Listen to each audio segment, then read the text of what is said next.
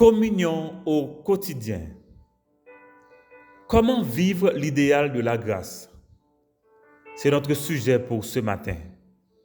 Bonjour amis, bienvenue à ce moment de communion pour ce mardi 5 juillet 2022. Merci de nous accueillir. En Éphésiens 5, versets 15 à 20, nous lisons: Faites bien attention à votre conduite. Ne vivez pas sans réfléchir. Vivez plutôt comme des sages qui savent profiter du temps que Dieu leur laisse. Les jours que nous vivons sont mauvais. C'est pourquoi ne soyez pas stupides, mais comprenez bien la volonté du Seigneur. Ne buvez pas trop de vin. La boisson pousse les gens à se détruire. Mais soyez remplis de l'Esprit Saint. Ensemble, dites des psaumes, des hymnes, des cantiques qui viennent de cet esprit. Chantez la louange du Seigneur de tout votre cœur. Remerciez Dieu, le Père, toujours et pour toujours, au nom de notre Seigneur Jésus-Christ. Amen. Dans ce passage, nous relevons que l'apôtre nous exhorte à être sages dans la gestion du temps et la manière d'en profiter. Ensuite, il nous invite à discerner la volonté de Dieu. Puis, il nous exhorte à être remplis du Saint-Esprit et non de vin. Et enfin, de rendre grâce pour tout. D'abord, de la sagesse dans la gestion du temps. La première raison, c'est que le temps n'est pas à nous, mais à Dieu qui nous en fait grâce en proportion limitée. Ajouter de la mauvaise qualité des jours, amis, il est facile de l'oublier. Le temps ne nous appartient pas. Il y a un moment pour faire les choses. Nous n'avons pas l'éternité devant nous. Nous n'avons pas l'éternité sur la terre non plus. Le Dieu propriétaire en a fixé les règles et les bornes. Ce qui demande beaucoup de réflexion pour ne pas tourner en rond et allouer notre temps à des futilités, tandis que ce même Dieu nous a fait un idéal de vie que nous devons forcément chercher à discerner sous peine de rater notre existence. La marche dans la lumière, la marche sous la grâce nous exhorte à être sages. Réfléchissez aussi pour réaliser que la crainte de l'Éternel, c'est là que commence la sagesse. Car Dieu est le commencement de tout. Le prophète Daniel a dit que Dieu est le maître des temps et des circonstances. Jacques nous rappelle que nous sommes une vapeur qui paraît et qui disparaît. Donc, nous devons considérer le facteur T qui désigne une saison fixe, mesurée, allouée à quelque chose. Il faut en tirer le meilleur profit et saisir toutes les occasions. Mais comment agir en discernant la volonté de Dieu? Quelle est la volonté de Dieu? Qu'est-ce que Dieu attend de nous?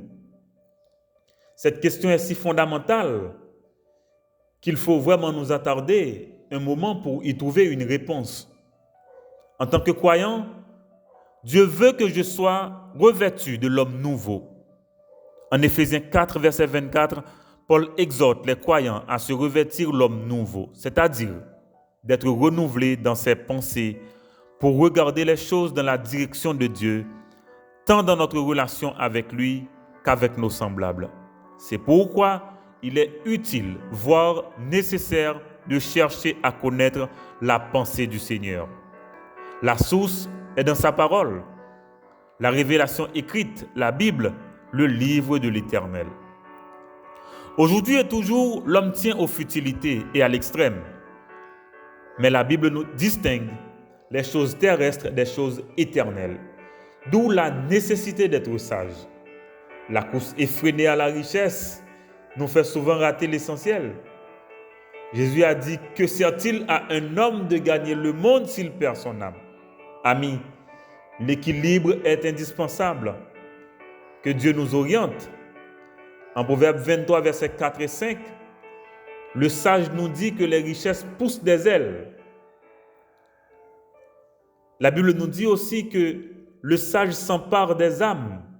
C'est pourquoi la richesse ultime, c'est d'acquérir la sagesse et l'intelligence pour connaître Dieu et discerner sa volonté afin de trouver un but à notre vie pour investir tant dans les richesses que Dieu nous donne, que pour nous investir aussi dans le but que Dieu s'est fixé pour nous. Car Dieu s'intéresse à nous avant tout. Il s'intéresse à notre âme. Il nous en redemandera. Qu'en avons-nous fait? Ce qui nous amène à considérer une exhortation capitale dans ce passage, la plénitude du Saint-Esprit.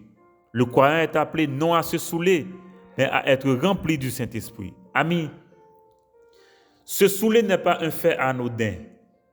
S'enivrer dans ce passage fait plutôt référence à se laisser contrôler par l'alcool. C'est démoniaque. À cette époque, une divinité, une idole était attachée à cela. Amis, le vin répond à des besoins divers. Cependant, il faut faire attention pour ne pas se laisser contrôler par ce mauvais esprit. En revanche, l'apôtre nous exhorte à la plénitude du Saint-Esprit. La plénitude du Saint-Esprit consiste à une communion avec le croyant et le Saint-Esprit. Ainsi, continuellement, le croyant se soumet à l'influence du Saint-Esprit par l'obéissance à la parole de Dieu. Pour ce faire, le croyant doit vivre avec pleine conscience de la présence du Saint-Esprit dans sa vie. Le croyant est appelé aussi à célébrer Dieu, à lui rendre action de grâce. Pour tout, prions ensemble. Père, nous te rendons grâce pour cette nouvelle journée que tu accordes à chaque être humain, mais principalement à chacun de tes enfants. Nous voulons la commencer avec toi pour accomplir pleinement les desseins que tu t'es fixés pour notre vie. Merci de reproduire en nous ta vie à travers le Saint-Esprit, en sorte que ta volonté puisse être communiquée à notre intelligence. Que nous considérions ce matin le temps que tu nous renouvelles pour chercher à discerner ta volonté. Accorde, Seigneur, ce matin, aujourd'hui, que nous ayons cette communion avec le Saint-Esprit et permets que notre vie soit une action de grâce pour toi. Au nom de Jésus, nous prions. Amen, amen et amen. Amis, c'est une leçon importante que nous venons de voir ce matin. D'abord, pour gérer le temps avec sagesse, pour discerner la volonté de Dieu. Aussi, pour être rempli du Saint-Esprit et rendre grâce à Dieu pour tout. Je vous souhaite une journée bénie avec Dieu.